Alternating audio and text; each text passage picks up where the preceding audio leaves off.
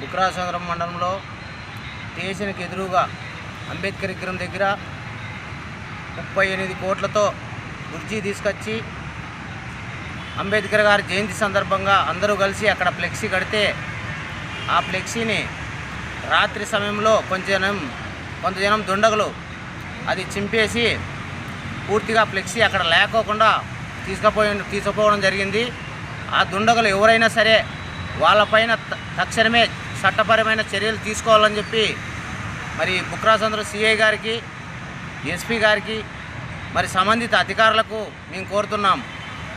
ఎందుకంటే భారత రాజ్యాంగం రాసినటువంటి అంబేద్కర్ గారి విగ్రహం దగ్గర ఫ్లెక్సీ కడితే ఆ ఫ్లెక్సీనే ఈరోజు దుండగులు చింపేయడం అనేది చాలా బాధాకరం. ఈ ఘటన పైన మేము తీవ్రంగా ఖండిస్తున్నాం. ప్రజా సంఘాలుగా, అలాగే ఆల్ ఇండియా ప్రజా హక్కుల పోరాట సమితి తరఫున, అన్ని ప్రజా సంఘాల తరఫున కూడా మేము తీవ్రంగా ఖండిస్తున్నాం. జయంతి సందర్భంగా ఫ్లెక్సీ కడితే ఆ ఫ్లెక్సీ చింపడానికి మీకు అంత ధైర్యం ఎవరు ఇచ్చినారు? ఏ పార్టీ వాళ్ళు ఇచ్చినారో? అధికార పార్టీ ఇచ్చిందా, లేదంటే ప్రతిపక్ష పార్టీ వాళ్ళు ఇచ్చినారా, లేకుంటే ఎవరు ఇచ్చినారో?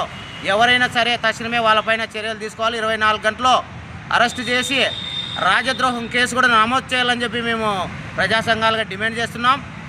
లేని పక్షంలో మా ఉద్యమాన్ని ఇంకొంత బలోపేతం చేసి భారీ స్థాయిలో ఉద్యమాన్ని చేపడతామని కూడా తెలియజేసుకుంటున్నాం.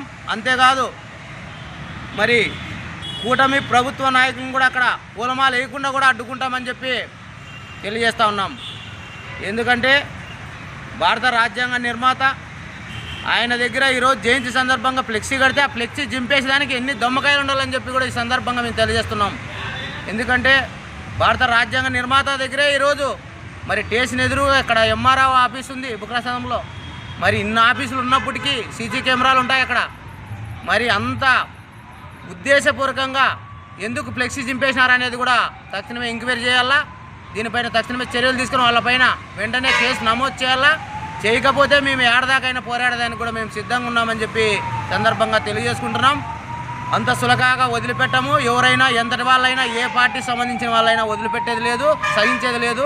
ఇలాంటి ఘటనలు ఎక్కడ జరిగినా కూడా దానిపైన మేము నిరంతరము పోరాడడానికి కూడా మేము సిద్ధంగా ఉన్నామని చెప్పి సందర్భంగా తెలియజేసుకుంటున్నాం. తక్షణమే మరి బుక్రాసంద్రం సిఐ గారు కూడా దానిపైన ఎంక్వైరీ చేసి వాళ్ళని రిమాండ్కి ఎత్తాలని చెప్పి కూడా ఈ సందర్భంగా తెలియజేసుకుంటూ జై హింద్, జై భారత్.